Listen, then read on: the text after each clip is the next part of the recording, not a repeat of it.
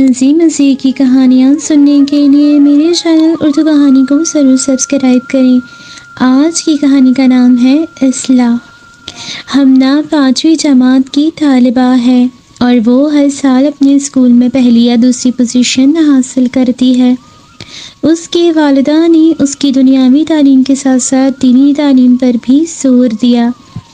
اس وجہ سے وہ 5 وقت کی نماز اور ساتھ ساتھ قرآن شریف پڑھتی تھی۔ ہمنا عشاء کی نماز سے فارغ ہو کر معمول کے مطابق اپنی دادی کے کمرے کی طرف بڑھ گئی۔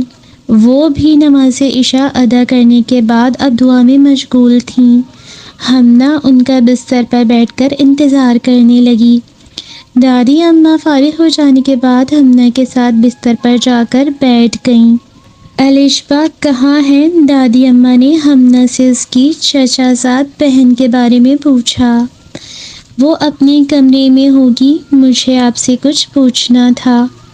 ہمنا نے تمہید باندھتے ہوئے دادی اماں کو مخاطب کیا۔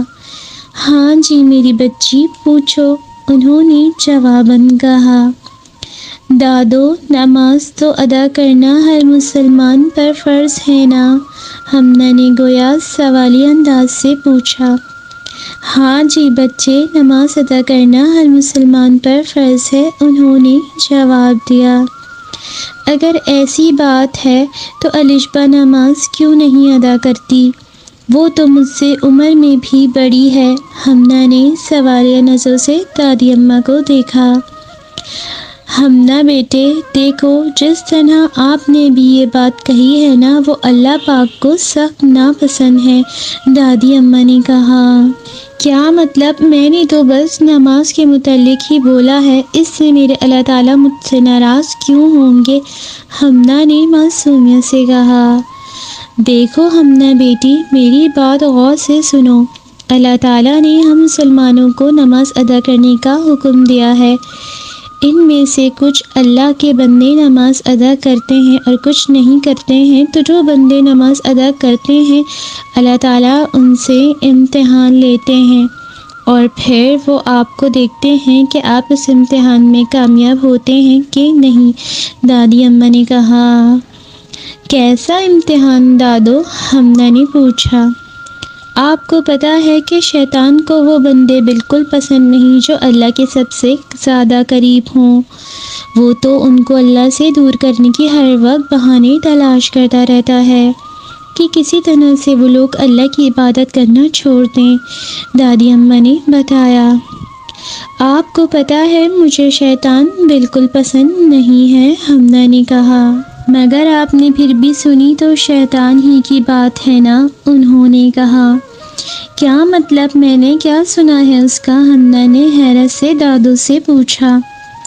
آپ کو پتہ نہیں ہوگا، مگر آپ نے جو ابھی الشبا کے بارے میں بولا ہے کہ وہ نماز ادا نہیں کرتی، تو یہ اللہ تعالیٰ اور اس کا معاملہ ہے۔ ہمیں خود پر دھیان دینے کی ضرورت ہے کہ ہم خود کس طرف جا رہے ہیں۔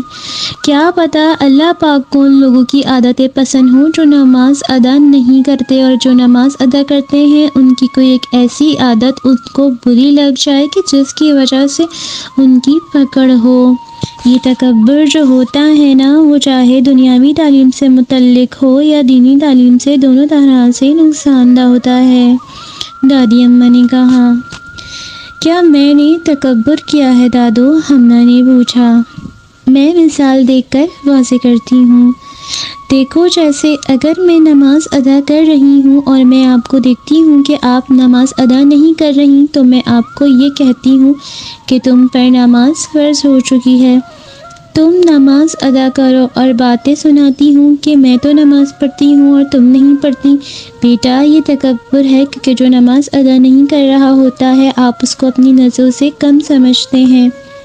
آپ یہ سوچتے ہیں کہ اللہ کی نظر میں اس کی تو کوئی حیثیت ہی نہیں ہے۔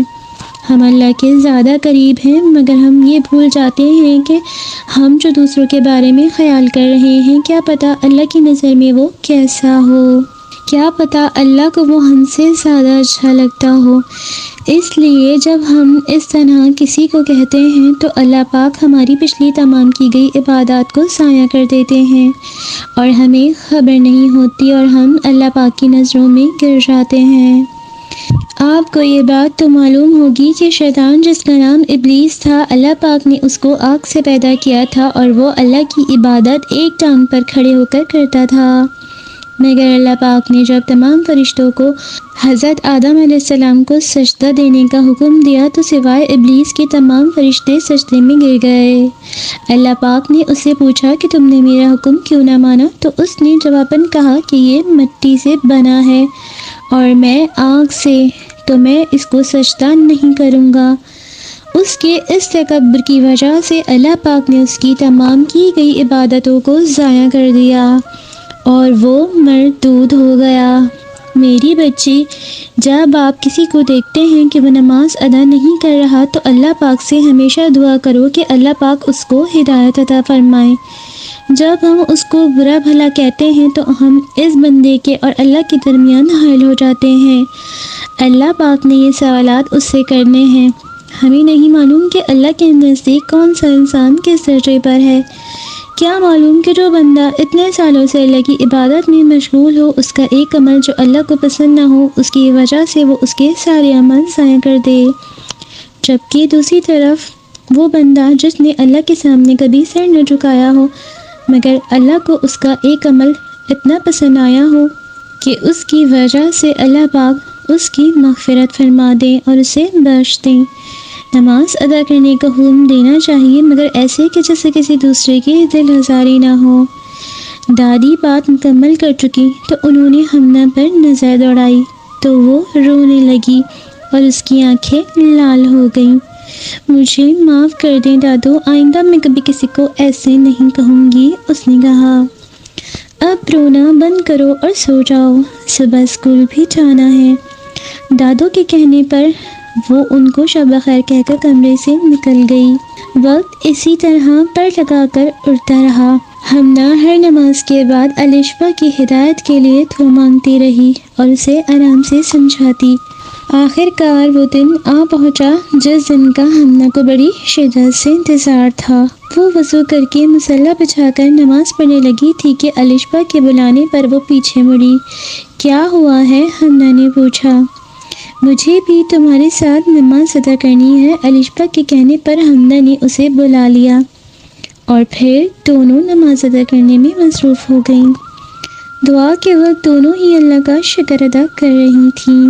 حمنا نے شکر کیا کہ اللہ پاک نے اسے مزید گمراہ ہونے سے بچا لیا تھا، اور الشفا نے شکر ادا کیا کہ اللہ پاک نے اسے اس دن کے لیے ہدایت دے دی اور اسے قیامت کے دن اپنے سامنے شرمندہ ہونے سے بچا لیا۔ اے اللہ پاک، ہمیں بھی ہدایت عطا فرما اور ہمیں بھی اپنے خاص بندوں میں شامل کر لے اور ہمیں شیطان کے شر سے محفوظ فرما، آمین ثم آمین۔ ایسی ہی مزے کی کہانیاں سننے کے لیے میرے اردو چینل کو ضرور سبسکرائب کریں اور میری ویڈیو کو لائک، شیئر اور کمنٹ بھی ضرور کریں۔ آپ سب کا بہت بہت شکریہ۔